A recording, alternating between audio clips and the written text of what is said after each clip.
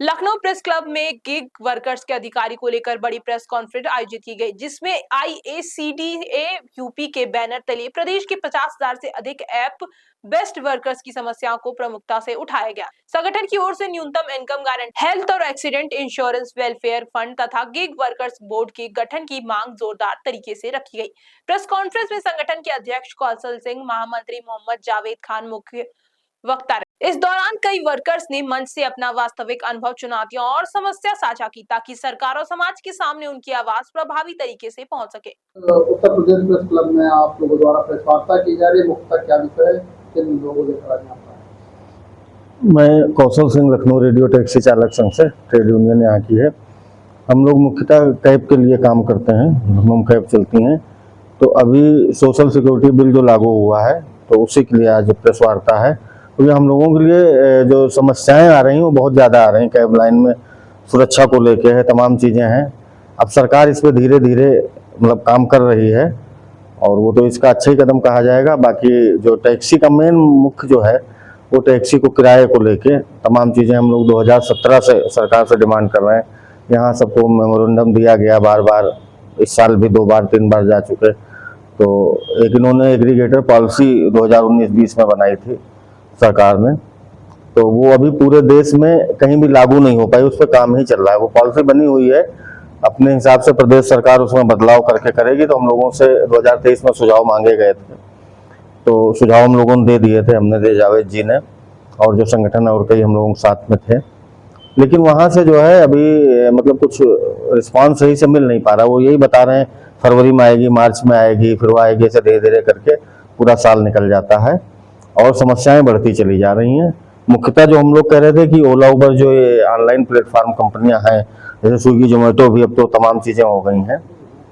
तो ये चीज़ हमने जो है कही थी उसमें कि आप लोग जो है इसमें जो वर्कर काम कर रहा है, क्योंकि कंपनियां कोई भी हादसा हो जाए, कुछ भी हो जाए, तो सीधे पल्ला झाड़ लेती। वो अपना ये कह देते हैं कि हमारा कर्मचारी नहीं हो, थर्ड पार्टी के जैसे करके कि हमने हायर किया, अपना पैसा ले रहे हैं, जबकि ऐसा है नहीं। कंपनी के लिए हम लोग काम कर रहे हैं, मोटा कमीशन उनको देते हैं, उनकी जिम्मेदारी बनती है।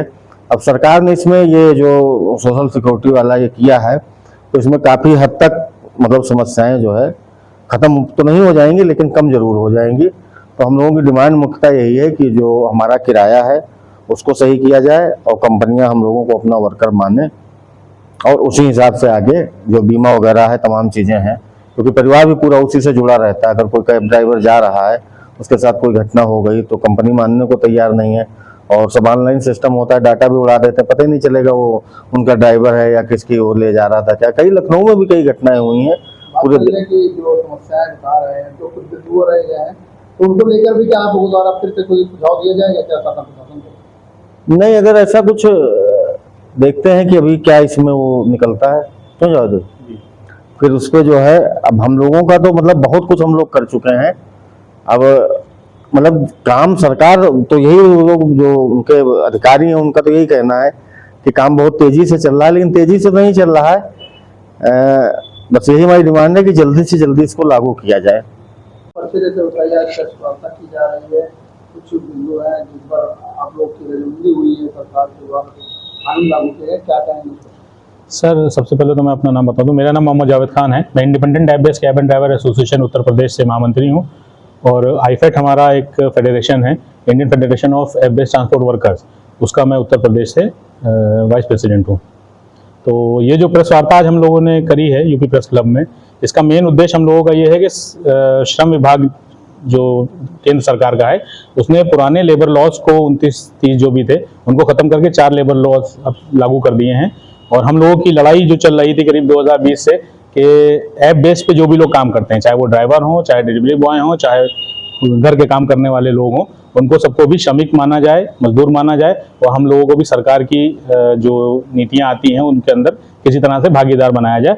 आज करीब फ्राइडे को सरकार ने जब इस चीज़ का ऐलान किया है कि गिग वर्कर्स और प्लेटफॉर्म वर्कर्स ऐप बेस पे जो भी काम करते हैं उनको इन नाम से बुलाया पुकारा जाएगा और उनको भी ई श्रम के माध्यम से श्रमिक का दर्जा दिया जाएगा। क्या कहना चाहेंगे सरकार को? किस तरह धन्यवाद सर, सरकार का धन्यवाद हम तो खास करके मनसुख मांडविया जी से बहुत आभारी हैं उनका, क्योंकि हम लोगों की पिछले साल उनके साथ में बैठक हुई थी 17 अक्टूबर को। तो वहाँ पे उन्होंने आश्वासन दिया था कि हम जल्द से जल्द इस चीज़ को, जो आप लोगों की डिमांड है सोशल सिक्योरिटी की और जो आपका बीमा है और बाकी PF वाली जो सुविधाएं हैं, वो हम लोगों ने उनसे करी थी और राज्य सरकारों से भी हम लोग करते आ रहे थे, लेकिन उन्होंने जो वादा किया था उसको एक साल के अंदर अंदर पूरा कर लिया।